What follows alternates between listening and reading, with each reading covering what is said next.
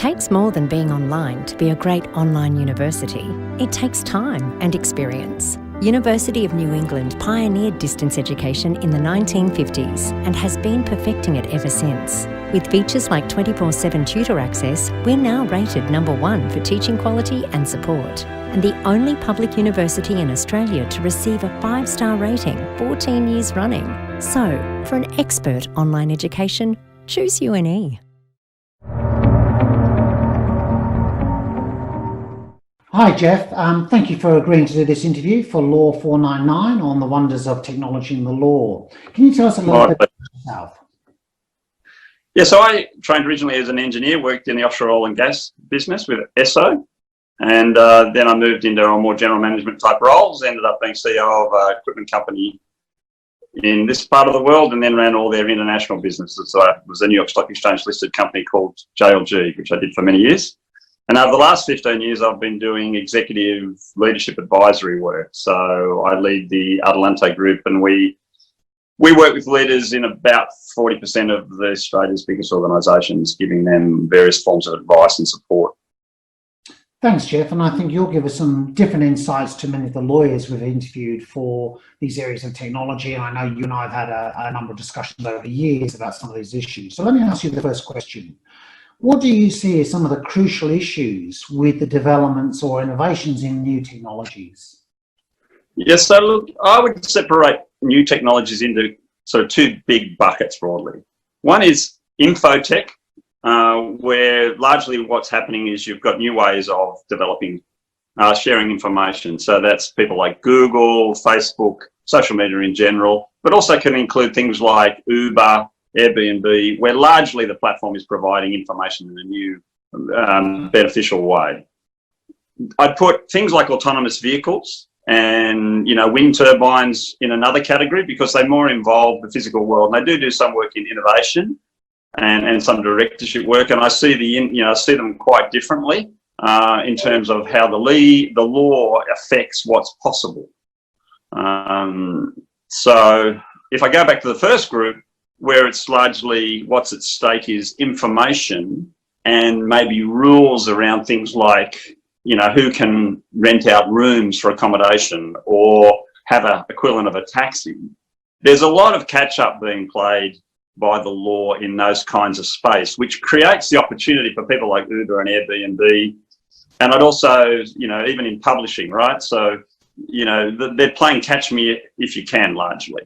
And so somehow or other, if a newspaper plagiarises somebody's content, gets paid money, for putting an ad near it, and perhaps it's libelous, they don't get away with much, right? Whereas in the infotech space, it seems to me at least that you can use other people's content, you can potentially have not truth in advertising, you can potentially run libel risks, put an ad around it, and get paid quite handsomely with very little downside, right? So I see that as being very different to what will happen with autonomous vehicles, where because it's a physical world type technology, as soon as somebody gets killed, as has happened, I think, with one of the Google vehicles, then the world clamps down very, very quickly.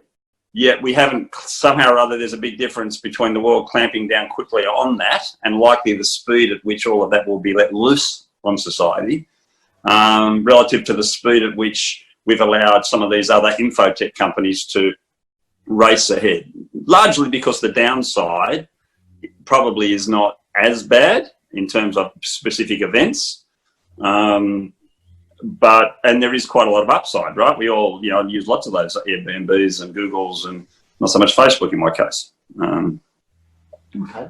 Thank you, Geoff. No, that's an interesting way to provide a taxonomy to think through those particular issues.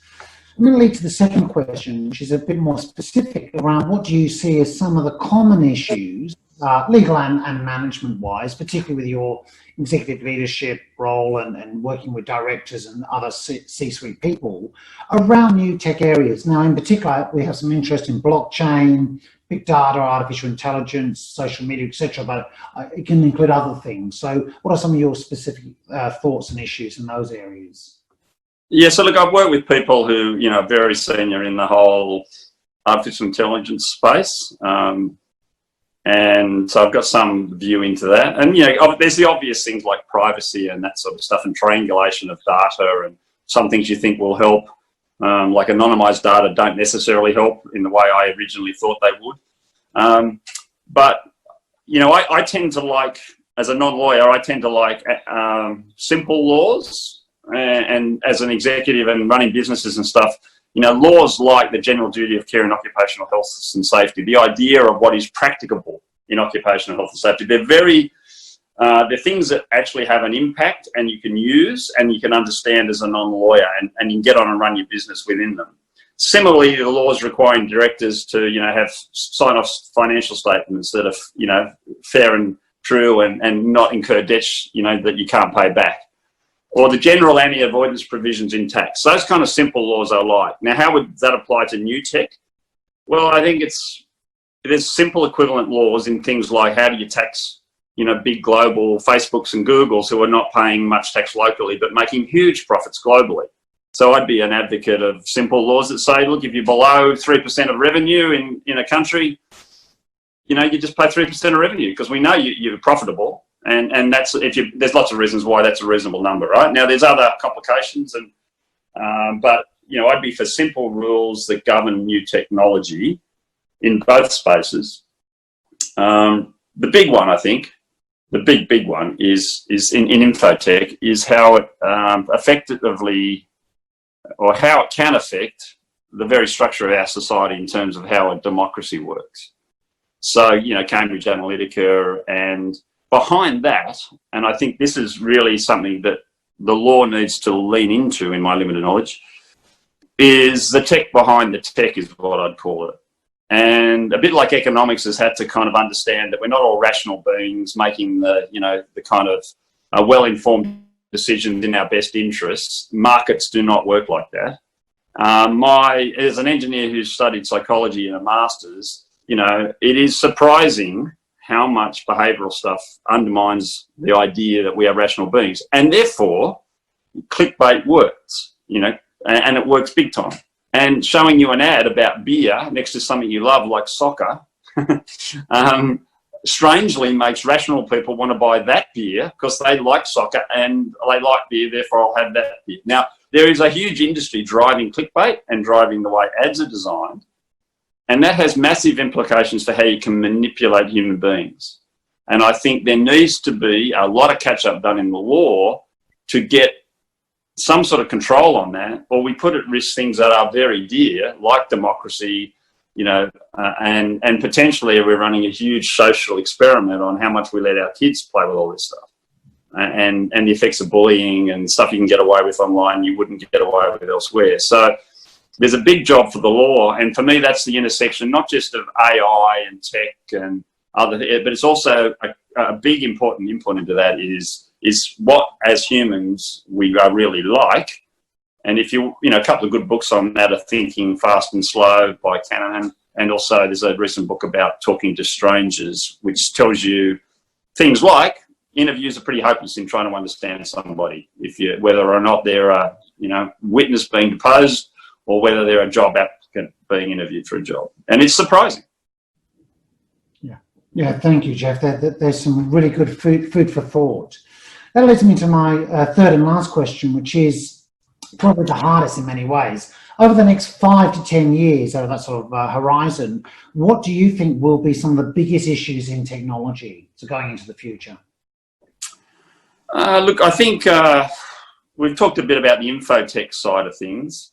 I would say if you go to more the physical world tech, I'd say health is one where, that there's, and it's not just COVID-19, I do quite a lot of work in health. Decisions about end of life and laws around that are going to be really important. We have, and it's a tech issue in my mind, because we have increasing amounts of technology to keep people functioning and keeping them alive.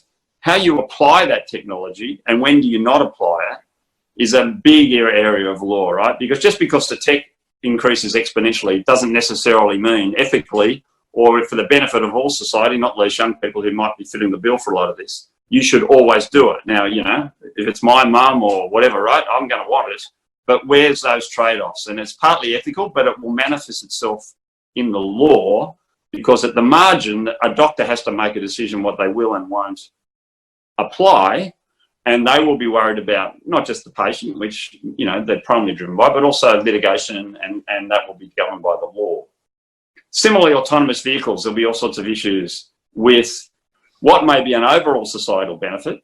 On average, right, autonomous vehicles might be safer. But when Alan Jones's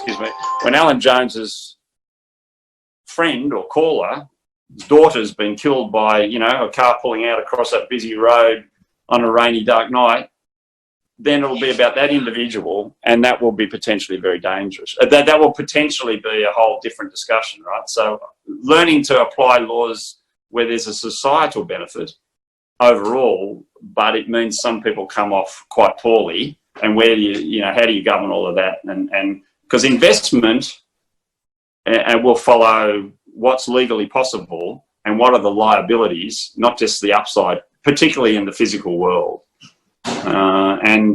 You know, I see that in some of the innovations I work. We know we've got something that's clearly of benefit to society, but the laws, and in the physical world, I think the laws are probably too fast and too aggressive and restrictive.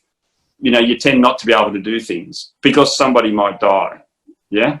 Whereas in the infotech world, it's catch me if you can, and if it ends up being a horrible social experiment, and we've messed with democracy and maybe our kids' minds, well, we'll find out all later, right? There's quite a bifurcation in all of this that does worry me. Yeah. Thanks, Geoff. Seriously, that's some great food for thought, and I'm sure there's some other issues. And one of the reasons through these interviews I'm trying to have obviously lawyers talk technical stuff, but also getting from a senior management perspective, what are some of those other issues? Because one of the great things about a capstone unit is it brings all these ideas all together in one place. So thank you, Geoff, for your time today. My pleasure.